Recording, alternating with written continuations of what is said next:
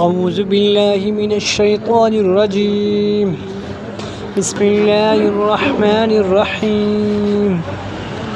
ولقد أرسلنا رسلا من قبلك وجعلنا لهم أزواجا وذرية وما كان لرسول أن يأتي بآية إلا بإذن الله لكل أجل كتاب.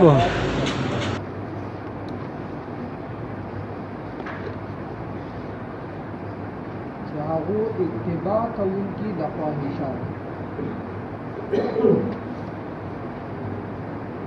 په مخکې آیت کې الله پاک فرمایل ولئن اتبعت اهواءهم بعد ما جاءك من العلم. دغه کسان د خواهشاتو تابعداري کوونکي دا هغه یو څو شبهې وي چې د هغې جوابات ذکر کړي. اولنۍ شبهه او اعتراض د هغو دا ولقد ارسلنا رسلا من قبلك وجعلنا لهم ازواجا وذريه.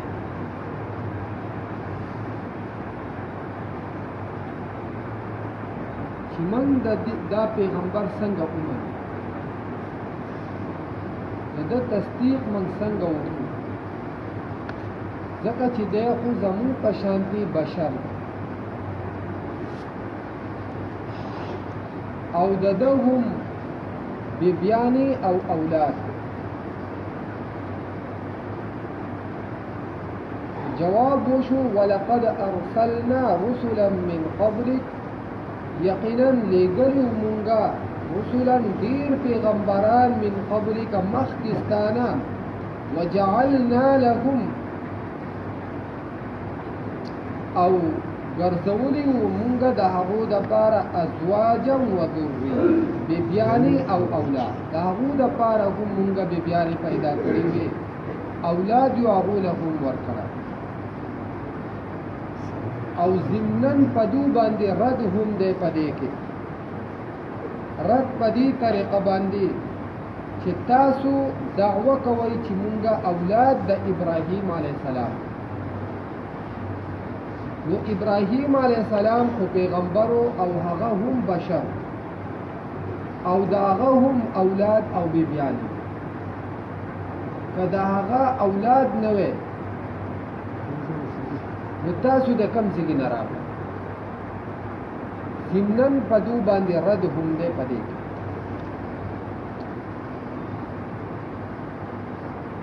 بل د دو اعتراض په بله طریقه هم و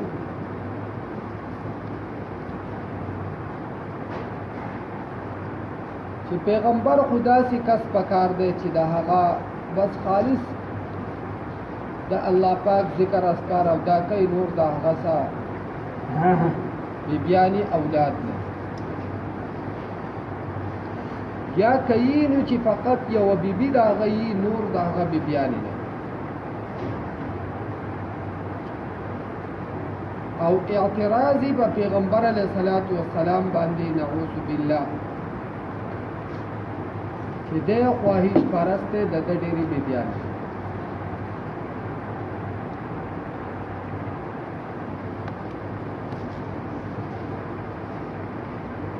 علماء د هغې څو جوابونه ذکر کړي دي د پیغمبر علیه الصلاة والسلام د بیبیانو د ډېروالي.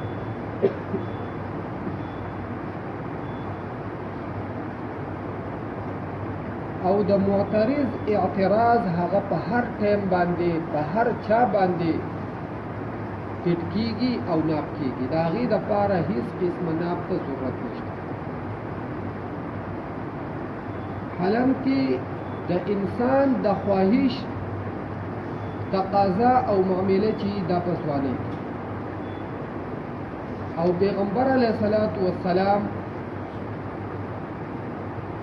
اولنی نکاح د حضرت خدیجة الکبرى رضی الله عنها سره کړی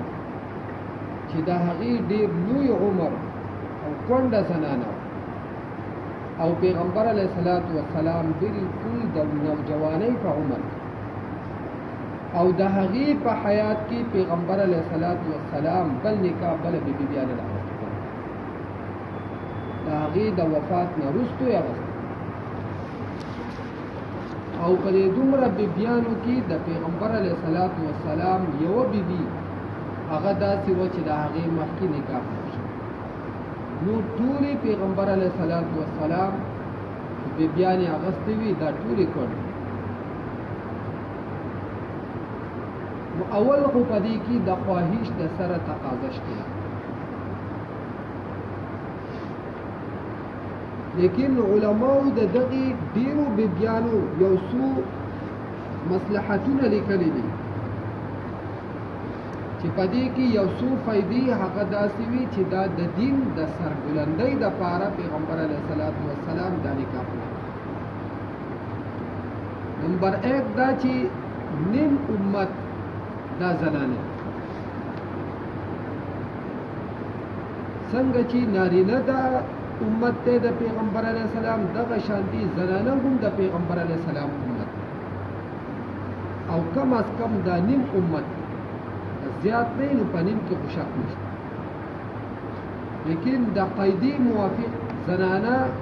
هغه د نارینهو نه په تعداد کې سیوا دي دا نیم خو خامخا دی او د زنانو داسې مسائل دي چې هغه په غیر د زنانو نه بل څوک زنانو ته نشي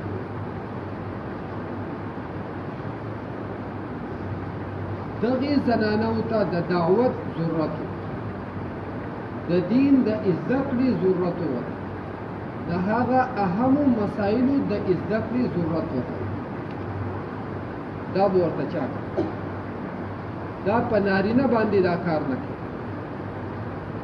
او نه دغه پیچیده مسائل نارینه د زنانه په مخ کې بیانولی شي حتی که د انسان په خپل کور کې خپل بچی او خپل خور یا موري د هغو په مخ کې هم نشي بیانولی په غیر د زنانه ده چې زنانه دا مسائل په وضاحت سره د زنانه په مخ کې بیانولی شي او دا په یوې زنانه سره دا ذمهواري سرته په اسانه نه رسي د دې د وجې نه پیغمبر علیه السلام مختلف نکاحونه وکړي چې مختلف قومونو ته او مختلفو خلقو ته دا فایده ورسي دا دین هغو ته ورسي دویم مصلحت او فایده په دې کې دا وه چې پیغمبر علیه السلام هغه د یو قوم د یو خاندان د یوې قبیلې د یو ملک د هغې دپاره پیغمبر بلکې د قیامت پورې د راتلونکي ټولو خلقو دپاره هغه پیغمبر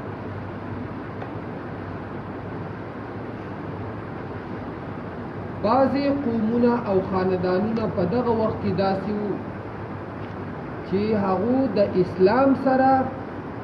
او د مسلمانانو سره سخته دشمني ساتل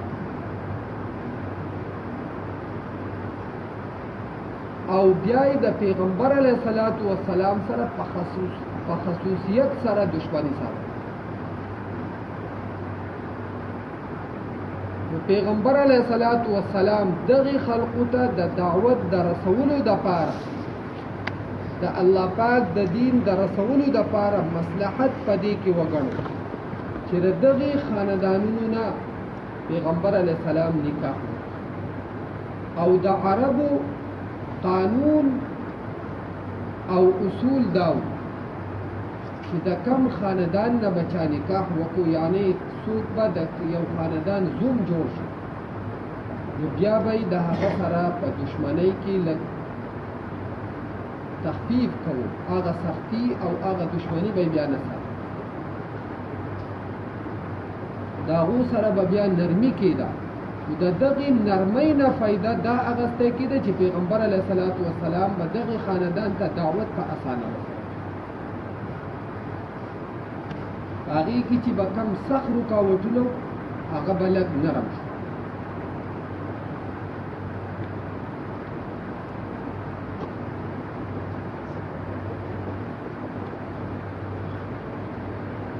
او په څو نکاحونو کې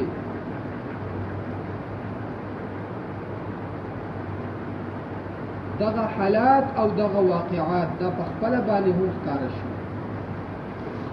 یو طرف ته حضرت ابو سفیان رضی الله عنه په هر محاذ او په هر مورچه او په هر میدان کې د پیغمبر علیه الصلاۃ والسلام دشمنی او وینې ته نیغ ولاړ او د مشرکینو د فوج کمان او سرداری هغه سنبالو. او بل طرف ته وګوره پیغمبر علیه الصلاۃ والسلام د هغه د لور دپاره پیغام د نکاح ولې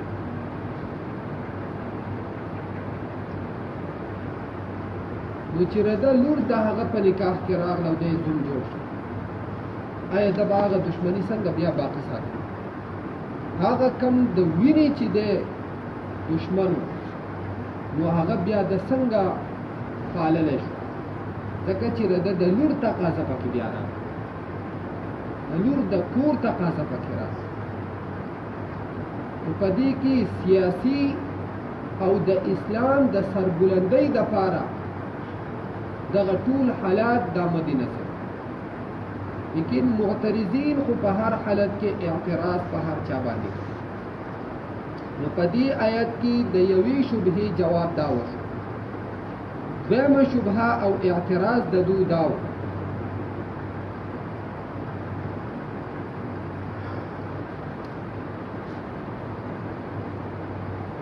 چې موږ دا رسول څنګه ومنو، د ده تصدیق منګه څنګه و، ځکه چې دی مونږ ته یوه معجزه نه راوړي، الو به یې منګه ومنو چې دی یوه معجزه راوړي. مطلب دا چې زمونږ د مرضۍ او د خواهش موافق معجزه راوړي. نور خو پیغمبر علیه الصلاۃ والسلام په زرګاو معجزې دوی ته پیش کړي.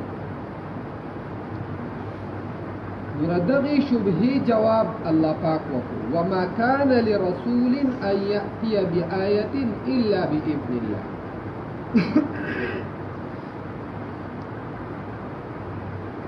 او نشته طاقت د هیڅ یو رسول دا چې راوړي یو معجزه مگر په حکم د الله پاک. یعنی پیغمبر علیه الصلاۃ والسلام چې معجزه نه راوړي نو دا داسې نه ده چې نعوذ بالله دا پیغمبر نه، بلکې د ده نه علاوه نور څومره پیغمبرانو د هیڅ یو پیغمبر په طاقت کې هم د معجزې پیش کول دا نه. دا د پیغمبر طاقت او قوت نو چې په خپل طاقت او قوت سره معجزه پیش کړي، بلکې دا د الله پاک د طرف نه یو اجازت و چې کله به الله پاک دغه اجازت او د الله پاک د طرف نه به د دغې معجزې د ښکاره کېدو حالت راغی، نو دغه معجزه به الله پاک د پیغمبر په لاس باندې ښکاره، نور دا د پیغمبر خپل طاقت نه.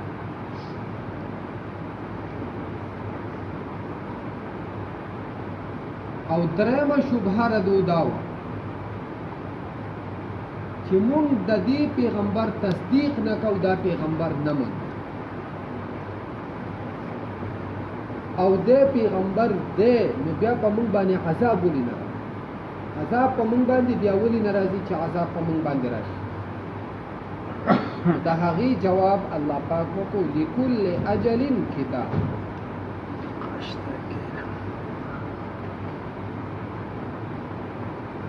د هر نیټې د پاره کتاب لیکل دي، یعنی د هر شیز د پاره یو نیټه مقرر ده، د هغې نیټې نه مخکې کېدی او وروستو کېدی هیڅ شی هم نشي، هغې نیټې ته به حسارېږي. نو په تاسو چې عذاب نه راځي دا د دې وجې نه نه دی چې تاسو په ناحقه نه یې ځکه، او نعوذ بالله دا د الله پاک پیغمبر نه دی ځکه په تاسو عذاب نه، بلکې عذاب چې په تاسو نه راځي د هغې وجه دا ده چې ستاسو د مرګ دپاره الله پاک یوه نیټه لیکلې ده او هغه نیټه لا نه ده پوره شوې، د دې وجې نه په تاسو عذاب نه راځي. ځکه دوی یو پیره سوال هم وکړو وإذ قالوا اللهم إن كان هذا هو الحق من عندك فأمطر علينا حجارة من السماء أو ائتنا بعذاب أليم. الله پاک کدا قرآن مجید دا په حق باندې فأمطر علينا حجارة من السماء، الله پاک په موږ باندې د اسمان نه کاڼي راووري، د کاڼو باران را باندې وکړي. او ائتنا بعذاب علیم، یا سخت عذاب په موږ باندې راوړي. جواب وشو لكل اجل کتاب، د هر نیټې د پاره لیکل دي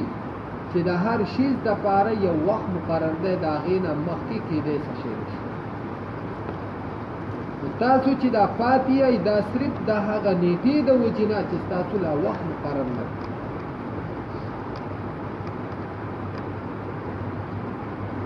ولقد ارسلنا او یقینا نګلیو مونږه رسلا ډېر پیغمبران من قبلك مخکستانا وجعلنا لهم او پیدا کړی وي مونږ د دوی دپاره ازواجا بیبیانې وذریه او اولاد وما كان لرسول او نشته طاقت د هیڅ یو رسول ان یأتیا دا چې راوړي بآیت یو معجزه الا باذن الله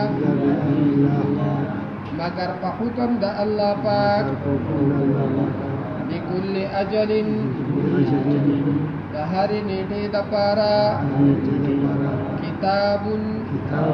لیکل دي، یعنی د هر شي نیټه هغه لیکل شوې.